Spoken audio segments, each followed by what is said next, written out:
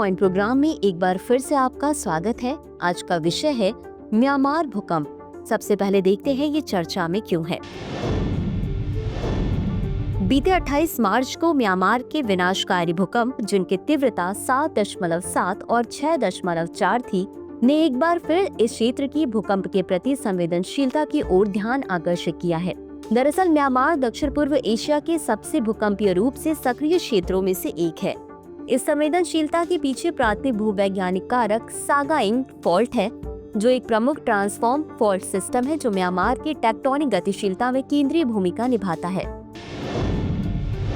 अब जानते हैं म्यांमार की टेक्टोनिक पृष्ठभूमि के बारे में। म्यांमार 3 प्रमुख टेक्टोनिक प्लेटों, भारतीय प्लेट, यूरेशियन प्लेट और सुंडा प्लेट के जटिल अभिसरण क्षेत्र में स्थित है।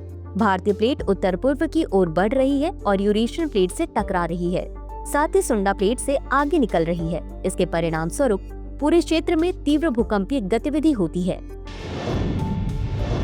अब जानते हैं सागाइंग फॉल्ट के बारे में। यह एक प्रमुख दाएं पार्श्व स्ट्राइक स्लिप फॉल्ट है, जिसका अर्थ है पृथ्वी की क्रस्ट के 2 ब्लॉक एक दूसरे के ऊपर क्षैतिज रूप से खिसकते हैं। यह उत्तर से दक्षिण की ओर मध्य म्यांमार से लगभग 1200 किलोमीटर तक चलता है। यह भारतीय और सुंडा प्लेटों के बीच एक परिवर्तन सीमा बनाता है। भारतीय प्लेट सुंडा प्लेट के सापेक्ष 11 से 18 मिलीमीटर प्रति वर्ष की दर से चलती है, जिससे फॉल्ट के साथ निरंतर तनाव पैदा होता है। समय के साथ तनाव तब तक बढ़ता रहता है जब तक कि यह अचानक भूकंपीय ऊर्जा के रूप में जारी नहीं हो जाता, जिससे भूकंप आते हैं।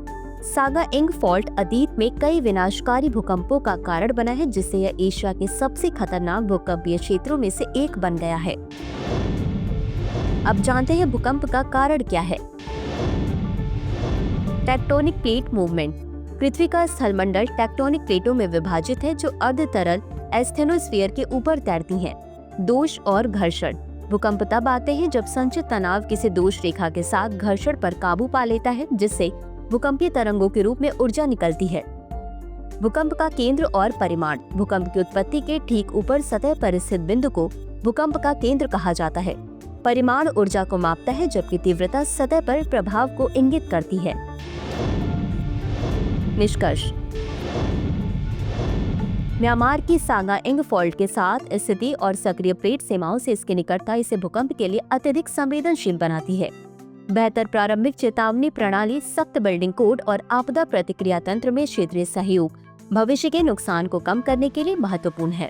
ऐसी घटनाओं के पीछे भूविज्ञान को समझना नीति निर्माताओं और योजनाकारों को बेहतर आपदा तैयारी और जोखिम कम करने की रणनीतियों में सहायता कर सकता है। अंत में देखते हैं आज के अभ्यास प्रश्न को। सागाइंग फॉल्ट के बारे में निम्नलिखित कथनों पर विचार करें। 1. यह भारतीय और सुंडा प्लेटों के बीच एक परिवर्तन सीमा बनाता है। 2. इसके साथ म्यांमार की स्थिति और सक्रिय प्लेट सीमाओं से इसकी निकटता इसे भूकंप के लिए अत्यधिक संवेदनशील बनाती है। उपरोक्त दिए गए कथनों में से कौन सा या कौन सी सही है या सही है? A केवल 1, B केवल 2, C 1 और 2 दोनों, B न तो 1 और न ही 2। इस प्रश्न का उत्तर कमेंट बॉक्स में जरूर दें।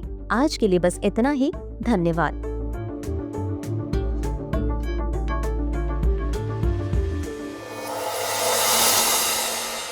डियर व्यूअर्स, अपने एग्जाम की तैयारी को और बेहतर करने के लिए हमारे चैनल को लाइक, शेयर और सब्सक्राइब करना न भूलें।